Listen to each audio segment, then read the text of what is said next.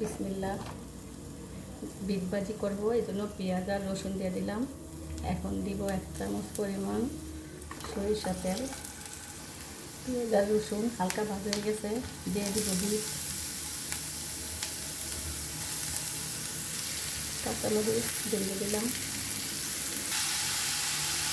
Bit ভাজি করেও খাওয়া যায়, আবার খালা হিসাবেও খাওয়া যায়, দুধ করে খাওয়া যায়,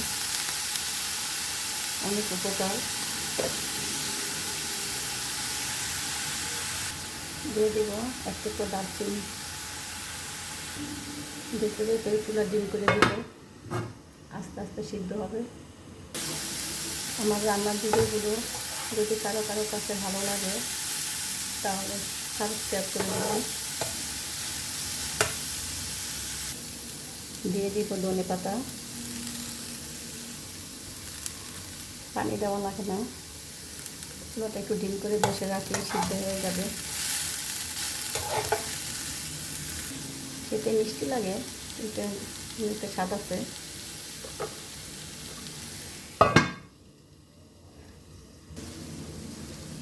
দিয়ে দিলাম লবণ,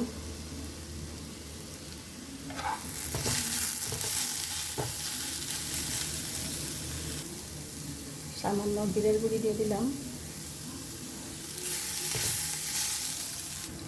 হয়ে গেছে বিট ভাজি।